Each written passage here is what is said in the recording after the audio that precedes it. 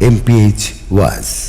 ইউনূস নবীকে মাছ পেটে রেখে যদি জান্নাতে যেতে পারে, আমার নবীর আম্মা জান 40 দিন নয়, 1 মাস নয়, 2 মাস নয়, 3 মাস নয়, 4 মাস নয়, দীর্ঘ 9 মাস মা আমেনা রহমতুল লিল আলামিনকে রেহেমে পাকে রেখেছেন।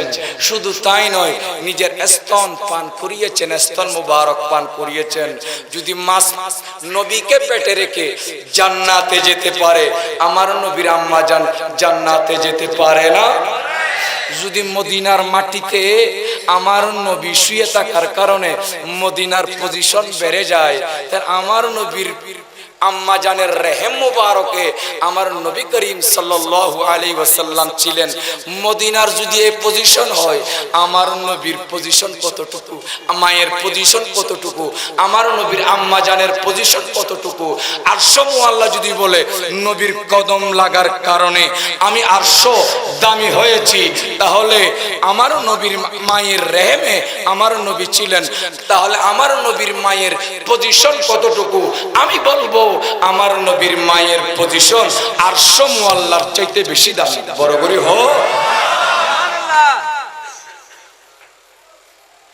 সেজন্য আমার নবীর আম্মা জান জান্নাতি না জাহান্নামী? আমার নবীর আব্বা জান জান্নাতি না জাহান্নামী? যারা বলবে নবীর আম্মা জান জাহান্নামী, তারাই জাহান্নামী। যারা বলবে নবীর আব্বা জান জাহান্নামী, তারাই জাহান্নামী। ঠিক কিনা? তারা একটা দলিল দেয়, আমার নবী আম্মা জান আব্বা জানের কবরের পাশে গেলেন, গিয়ে হাত তুললেন, আমার নবী দোয়া করলেন। আল্লাহ বলেন, ইয়া রাসূলুল্লাহ, হাত নামাই ফেলেন, হাত নামাই ফেলেন, আপনি দোয়া করবেন না, আপনি দোয়া করবেন না। বলে কেন? আল্লাহ মানা করছে কেন? বলেন নবীর আম্মা জান আব্বা জান জাহান্নামী, তো আল্লাহ এটা সহ্য করতে পারে নাই, সেজন্য জাহান্নামে আছে। সেজন্য আমার নবীকে বলেছেন হাত নামাই ফেলো, তোমার মা বাপ জাহান্নামে। নাউজুবিল্লাহ বলেন। এটা কি হাদিসের অর্থ নাকি? এই ওয়াহাবি যত আলেম আছে সব দামিশ, সবগুলো কি? আরো জোরে বলেন, সবগুলো কি? দামিশ। দামিশ, এই দামিশ। সেজন্য তারা এরকম কথা বলে, দামিশ মাওলানা। হাদিসের ভাষা এটা নাকি? আমার নবী হাত তুলেছেন, নিজের মা বাবার কবর সামনে নিয়ে আল্লাহর কাছে ফরিয়াদ করতে লাগলেন, আল্লাহ তুমি আমার মায়ের উপর রহমত করো, আমার বাবার উপর রহমত করো। যখন দোয়া করতেছেন, আমার আল্লাহ ডাক দিয়ে বলেন, ইয়া রাসূলুল্লাহ, আপনি হাত নামাই ফেলেন, আপনার মায়ের জন্য দোয়া করতে হবে না। আপনার মায়ের নাম আমেনা, সে তো জান্নাতি। আপনার বাবার নাম আব্দুল্লাহ, সেও জান্নাতি। তাদের জন্য দোয়ার প্রয়োজন নেই, তারা জান্নাতে আছে। ইয়া রাসূলুল্লাহ, আপনি আপনার উম্মত নিয়ে থাকেন, কাল কিয়ামতের ময়দানে আপনি নবী আপনার গুনাহগার উম্মতদের নিয়ে জান্নাতে যাবেন। বড় করে হো। এটাই হাদিসের অর্থ। তারা নিয়ে যাচ্ছে অন্যদিকে। আল্লাহ পাক তাদেরকে সঠিক বুঝার তৌফিক দান করুক, আমিন। এবার আসুন, এই ওয়াহাবিরা কোরআন থেকে একটা দলিল দিতে পারবে না নবীর আম্মা জান আব্বা জান জাহান্নামী। এই ওয়াহাবিরা হাদিস থেকে একটা দলিল দিতে পারবে না নবীর আম্মা জান আব্বা জান জাহান্নামী। তাদের কাছে কোনো দলিল নেই। নয়, আমাদের হিন্দু ভাড়া আছে না নাই? হিন্দু ভাড়াতে কেউ একটা দলিল দিতে পারবে না যে নবীর মা বাবা জাহান্নামী। বড় করে বলুন সুবহানাল্লাহ। তাদেরকে যদি হিন্দু ভাড়াই বনাইয়ার কাছেও যদি লই যাই, এতন বনাইয়ের তুনো দলিল দিতে তুনো। আসুন, হিন্দু ভাড়ার তাদের মহাগ্রন্থ, সেটার নাম বেদ। সেটার নাম কি? বেদ।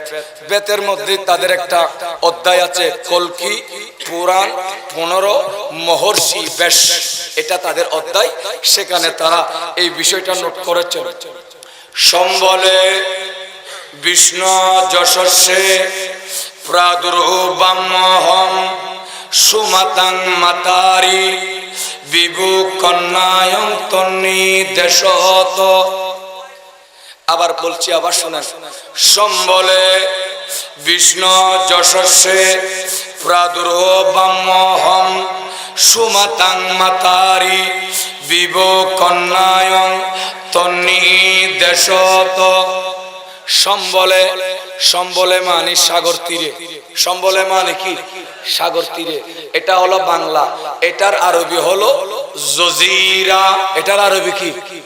জজিরা। আরব দেশের নাম কি? জজিরাতুল আরব, জজিরাতুল আরব। ওরা কলির পরিচয় দিচ্ছে। ওদের দুইটা যুগ, একটা হলো আদি যুগ, একটা কলি যুগ। কলি মানে এটা সংস্কৃতি, আমরা বলি শেষ জমানা, আর আরবিতে হলো আখেরি জমানা। কলি মানে শেষ নবী, শেষ মেসেঞ্জার, শেষ দূত পৃথিবীতে কে আসবে, কলির পরিচয় দিচ্ছে। তাদের কলি, তাদের ভাষায় সম্বলে সাগর তীরে আসবে, আরবিতে হলো জজিরাতুল আরব। কলি আসবে সম্বলে, কলি আসবে আপনার সাগর তীরে, কলি আসবে জজিরাতুল আরবে। কোথায় কোথায় বলে মক্কা নগরীতে। বড়গরি হো বলে কলির আব্বার নাম কি? সুবহানাল্লাহ বলবেন না?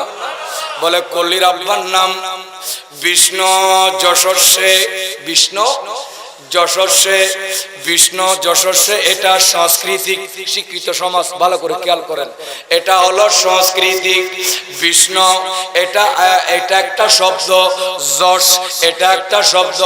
আসুন বিষ্ণু, বিষ্ণু এটা সাংস্কৃতিক শব্দ। এটার বাংলা হলো প্রভু, এটার বাংলা হলো সৃষ্টিকর্তা। আর প্রভু এবং সৃষ্টিকর্তার আরবি হলো আল্লাহ। বলেন নাকি? বিষ্ণু সংস্কৃতি, বাংলা প্রভু, আরবিতে আল্লাহ। যশ, যশ, যশ মানে বন্দা। যশ মানে কি? বন্দা। দাস, যশ এটার সংস্কৃতি, বাংলায় হলো বন্দা, বাংলায় হলো দাস। যশত্ব বন্দা, দাস। আর আরবিতে হলো আব্দুন। আরবিতে কি? আব্দুন। কথা ঠিক আছে না? তুই তো মাদ্রাসা তুই যুদ্ধ করতে পারি। আব্দুন, আব্দুন হলো আরবি, বান্দা হলো বাংলা, যশ হলো সংস্কৃতি। এবার আসুন বিষ্ণু যশস্বে পুরা সেন্টেন্স, এটার যদি বাংলা করি, বাংলা হবে প্রভুর বান্দা, প্রভুর দাস, প্রভুর বান্দা, প্রভুর দাস। এটার যদি আরবি করি আব্দুল্লাহ। হে মুমিনো, কলির আব্বার জানের নাম হবে আব্দুল্লাহ। বড় করে হো। এবার আসুন কলির মায়ের নাম কি? ওরা বলছেন কলির মায়ের নাম হলো সুমাতাং মাতাহারি। সুমাতাং মাতারি, সুমাতাং এটা সংস্কৃতি, এটার বাংলা হলো সুমতি, সুচরিত্রবান, সৎস্বভাব, আমানতদার। সুমাতাং সংস্কৃতি, বাংলা হলো সচরিত্রবান, সুমতি। আসুন এবার সুচরিত্রবান, সুমতি, সুমাতাং এটার যদি আরবি করি, অর্থ হবে আমেনা। হে মুমিনো, কলির আম্মা জানের নাম হবে আমেনা। বড় করে হো। কলি আসবে কোথায়? জজিরাতুল আরব, মক্কা নগরীতে, সম্বলে। কলির আব্বা জানের নাম কি? বিষ্ণু যশস্বে, আল্লাহর বান্দা আব্দুল্লাহ। কলির আম্মা জানের নাম কি? বলে সুমাতাং, সুমতি, সুচরিত্রবান। আরবি হলো আমেনা। আরবি হলো হুজুর। এখন আসুন, ওরা বলছেন কলি কোন সময় আসবে, কোন সময় আসবে? সময়টা বলছেন তাও একই অধ্যায়ে, কল্কি পুরাণ 15 মহর্ষি বেশ। দ্বাদশং শুক্ল পকর্ষ মাধবে মমি আদব। কলি আসবে দ্বাদশং, আপনার 12 তারিখ। দ্বাদশ মানে কি? 12 তারিখ। 12 তারিখ কলি আসবে, 12 তারিখে আসবে। আর কি কোন মাসে আসবে? বলে শুক্ল, শুক্ল মাসে আসবে। শুক্ল মানে শুক্ল, শুক্ল মানে গ্রীষ্মকাল, শুক্ল মানে বসন্তকাল। গ্রীষ্ম এবং বসন্তের যদি আরবি করেন, আরবি হবে রবিউল আউয়াল। বড়গরি হো। বলে কলি আসবে 12 তারিখ। কোন মাসের 12 তারিখ? বলে রবিউল আউয়ালের 12 তারিখ। বলে কোন সময় আসবে? কোন সময় আসবে? বলে প্রকর্ষ মাধবে মমিয়াদব, যাতে দদৃশ্য। বলে দদৃশ্য আসবে ওই সময় যখন রাত নয় দিনও নয়, রাত নয় দিনও নয়, রাত দিনের মাঝামাঝি সময়ে, অর্থাৎ সুবহে সাদেকের সময় কলি পৃথিবীর জমিনে আগমন করবে। বড় করে হো। বলে কলির নাম কি? কলির পরিচয় কি, কলি এটা কোত্থেকে আসবে? তারা বলছেন উত্তরায়ণ বেদ আনকাহি পঞ্চম পরিচ্ছেদে তারা বলছেন আল্লাহ রসল্ল মুহাম্মাদর কংবরস্য অল্লাহ অল্লাম ইল্লালিত ইল্লাল্লাহ। ওরা বলছেন শুনো শুনো, আল্লাহ রসুল মুহাম্মাদর তিনি হলেন আল্লাহর রসুল, যার নাম হবে মুহাম্মাদুর রাসূলুল্লাহ। বড় করে হো আর একখানা জোরে হ না। এখন যে কথাটা, আমি কোনো হিন্দু ধর্মকে ছোট করছি না বাবা, আবার হিন্দু ভাইরা আপনারা আমাকে ভুল বুঝবেন, ক্ষমা করবেন। আমি এই জিনিসটা বুঝাতে চাচ্ছি, ওই আজিজুল হক মাদানিরে কথাই বুঝাইতাম সাদি হিন্দু পাড়ার বই তো নবীর আম্মা জান আব্বা জানর প্রশংসা আছে না দুর্নাম আছে? জোর হ না। ইতাতে হিন্দু পাড়ার জ্ঞান পর্যন্ত নাই দিন হয় না, আল্লাহ ইতারে বানাইয়ার জ্ঞান পর্যন্ত ন দিতে নয় না। কোরআন হাদিস যাতে না পড়ে হিন্দু পাড়া যাই বানে তুই কিছু ফান্না টান্না ফুরি লইত। আল্লাহ পাক এরকম নাফাক মুখের ওয়াজ শোনা থেকে আমাদের কানকে হেফাজত করুক। আর একটু জোরে বলেন না। কথা এখানে দুইটা শেষ, এবার তৃতীয় নম্বর কথা।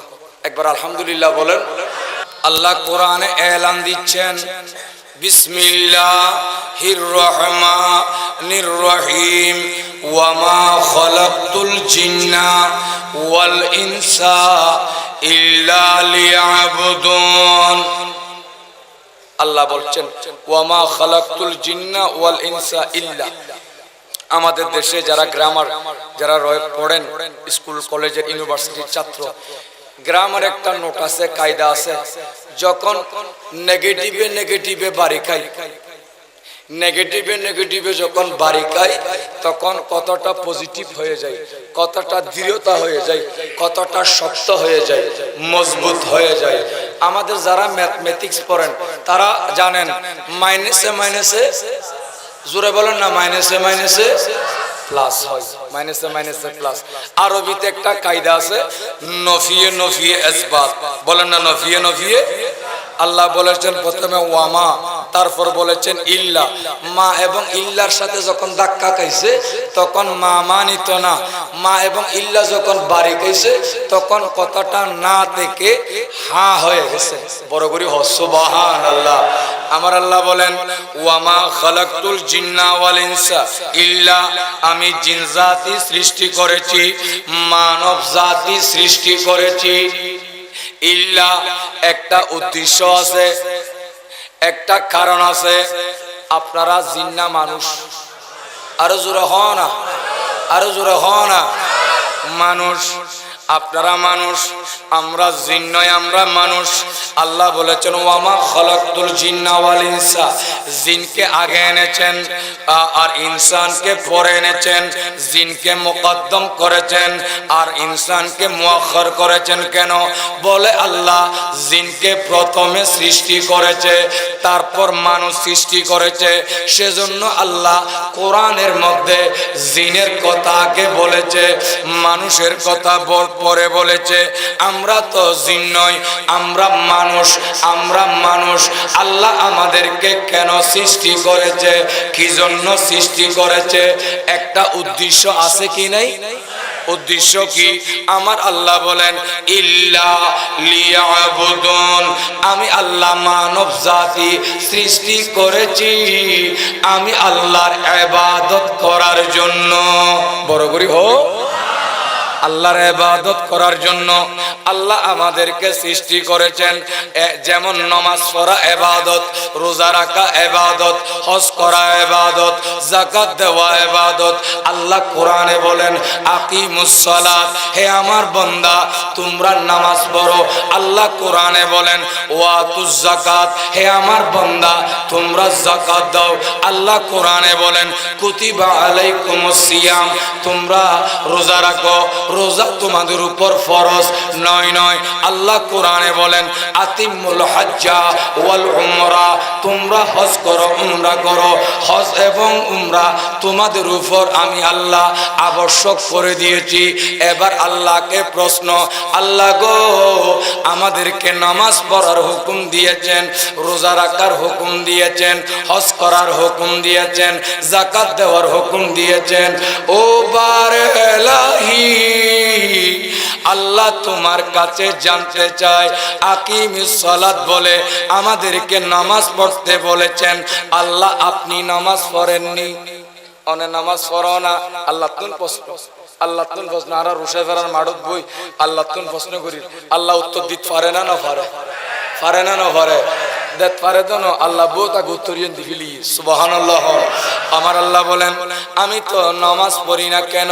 বলে ইন্নাস সলাতি ওয়া নুসুকি ওয়া মাহইয়ায়া ওয়া মামাতি লিল্লাহি রাব্বিল আলামিন। আমি নামাজ পড়ি না, তোমরা বান্দারা আমি আল্লাহর সন্তুষ্টির জন্য নামাজ পড়বে, রুকু করবে, সিজদা করবে। আমার আল্লাহ আরো বলেন ওয়া ক্বালাল্লাহু ইন্নী মাকুম লাইম আকামতুমুস সালাত। আমার কোন বান্দা জমিনে ঈমান এনে উযু করে যাই নামাজে দাঁড়ায়, তাকবীর তাহরিমা বেঁধে রুকু করে যখন সিজদা করে, আমি আল্লাহ ওই বান্দার ভিতর চলে আসি। বরাবর হো। তাহলে আমরা নামাজ পড়ি, আল্লাহ নামাজ, জোরহন আল্লাহ নামাজ, আল্লাহ নামাজ। এবার আসুন আল্লাহ বলেন কুতিবা আলাইকুমুস সিয়াম, হে আমার বান্দা তোমরা রোজা রাখো। 30 রোজা রাখতে হবে। একটা রোজা ভাঙলে কয়টা রোজা কাফারা দিতে হয়? 60টা। আল্লাহ তোমার কাছে প্রশ্ন, আমাদেরকে রোজা রাখার হুকুম দিয়েছেন, আল্লাহ আপনি কোন রোজা রাখেন কিনা? আমার আল্লাহ বলেন না না, রোজা রাখার জন্য সাহারি লাগে, ইফতার লাগে। আমি আল্লাহ তো সাহারিও খাই না, ইফতারও খাই না। আল্লাহ তো আমাদেরকে রোজা রাখার হুকুম দিয়েছেন। আমার আল্লাহর জবান থেকে উত্তর আসবে আসসাউমুলি ওয়ানা আজিজি বিহি, হে আমার বান্দা তোমরা দুনিয়াতে রোজা রাখবে, কাল কিয়ামতের ময়দানে আমি আল্লাহ তোমাদেরকে রোজার প্রতিদান দেব। বড় করে হো। এবার 3 নম্বর আসি। আমার আল্লাহ বলেন ওয়াতিমুল হজ্জা ওয়াল উমরা, আতিমুল হজ্জা ওয়াল উমরা, হে আমার বান্দা তোমরা হজ করো, তোমরা উমরা করো। আল্লাহর কাছে যদি প্রশ্ন করি, আল্লাহ গো আপনি উমরা করেন নাকি, আপনি হজ করেন নাকি? আল্লাহ বলে না না না না, আমি হজও করি না, উমরাও করি না। আমার আল্লাহ কোরআনে বলেন ইন্নাস সাফা ওয়াল মারওয়াতা মিন শায়রিল্লাহ, হে আমার বান্দা শুনো শুনো, সাফা মারওয়া আমি আল্লাহর শায়ের নিদর্শন। খানায়ে কাবা আমি আল্লাহর শায়ের নিদর্শন।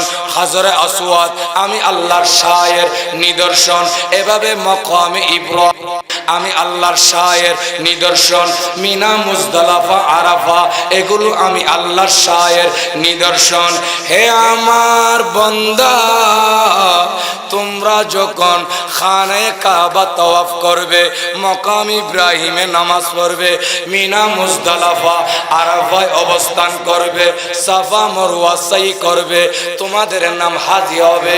আমি আল্লাহ তোমাদেরকে এমন ভাবে নিষ্পাপ করব, মায়ের গর্ভ থেকে নবজাত শিশু বের হলে যেভাবে নিষ্পাপ হয়, আমি আল্লাহ সেভাবে তোমাদেরকে নিষ্পাপ করে দেব। আর একটু জোরে বলেন না। এবার আসুন তাহলে আমরা হজ করি, আল্লাহ হজ, জোরে বলেন আল্লাহ হজ করেন। এবার আসুন ওয়াতুজ যাকাত, ওয়াতুজ যাকাত, হে আমার বান্দা তোমরা যাকাত দাও, যাকাত দাও। আল্লাহ গো আপনি যাকাত দেন কিনা? আমার আল্লাহ বলে আমি তো যাকাত দিই না। কেন কেন? কুলিল্লাহুম্মা মালিকাল মুলক তুতিল মুলকা মান তাশা, আমি আল্লাহ সমস্ত কিছুর মালিক। সমস্ত কিছুর মালিক কে? আরেকটু জোরে বলেন কে? সমস্ত কিছুর মালিক আমি আল্লাহ। কুলিল্লাহুম্মা মালিকাল মুলক তুতিল মুলকা মান তাশা, আমি যাকে চাই যাকে ইচ্ছা করি তাকে আমার মালিকত্ব রাজত্ব দান করি। যারা জায়গা জমিনের মালিক, টাকা পয়সার মালিক, আমি আল্লাহর রিজিকের মালিক হয়েছে, তাদের উপর আমি আল্লাহ যাকাতকে ফরজ করেছি। বড় করে হো। তাহলে এক, আমরা নামাজ পড়ি, আল্লাহ নামাজ, জোরে বলেন না। আমরা রোজা রাখি, আল্লাহ রোজা। আমরা হজ করি, আল্লাহ হজ। আমরা যাকাত দিই, আল্লাহ যাকাত। আল্লাহ গো নামাজও পড়েন না, রোজাও রাখেন না, হজও করেন না, যাকাতও দেন না। ও বারে এলাহি, আপনি করেন কি? আমার আল্লাহ বলেন আমি একটা কাজ করি। সুবহানাল্লাহ বলেন। সে কাজটা কি? সে কাজটা কি? আমার আল্লাহ বলেন শুন শুন, ইন্নাল্লাহা ওয়া মালাইকাতাহু ইউসাল্লুনা আলান নবী। হে আমার বান্দা, আমি নামাজ পড়ি না, রোজা রাখি না, হজ করি না, যাকাতও দিই না, আমি একটা কাজ করি। ইন্না, আল্লাহ গ্যারান্টি দিচ্ছেন হরফে মুসাব্বা বিল ফেল, শুরুতে আল্লাহ ইন্না কেন লাগিয়েছেন? ইন্না কেন লাগিয়েছেন? বলে শোনো শোনো, পৃথিবীতে অনেক মানুষ থাকবে, দাড়িওয়ালা, টুফিওয়ালা, জুব্বাওয়ালা, আবাওয়ালা, কাবাওয়ালা, মাদ্রাসাওয়ালা, মসজিদওয়ালা, কোরআনওয়ালা, হাদিসওয়ালা, কিন্তু তারা আমি আল্লাহর নামে তোহমত দিবে। কিরকম? আল্লাহ চাইলে মিথ্যা কথা বলিতে পারে। হে আমার বান্দা শুনো শুনো, আমি আল্লাহ তো মিথ্যা কথা বলি না। ইন্না ইন্না ইন্না, আমি আল্লাহ গ্যারান্টি দিচ্ছি, আমি আল্লাহর জবান থেকে যেটা বের হয় সেটা মিথ্যা নয়। আমি আল্লাহর জবান থেকে যেটা বের হয় এটা পৃথিবীর জমিনে সত্য হয়। বড় করে হো। আমার আল্লাহ বলেন ইন্না, নিশ্চয় নিশ্চয়, গ্যারান্টি দিচ্ছি, সন্দেহের অবকাশ নাই। আমার আল্লাহ তারপর বলেন ইন্নাল্লাহা, আল্লাহ, ওয়া মালাইকাতাহু, একা নয়, ফেরেশতাদেরকে নিয়ে আল্লাহ, তুমি এবং তোমার ফেরেশতাদেরকে নিয়ে কি করেন? কি করেন? বলে ইউসাল্লুনা আলান নবী। আমার একটা রহমতের নবী আছে, আমার একটা প্রেমের নবী আছে, আমার একটা দয়াল নবী আছে। আমি আল্লাহ ফেরেশতাদেরকে নিয়ে মাহফিল সাজিয়ে আমার পেয়ারা নবীর উপর দরুদ পড়ি। বড় করি হো। আল্লাহু আকবার। ইয়া গোসলাম জিন্দাবাদ।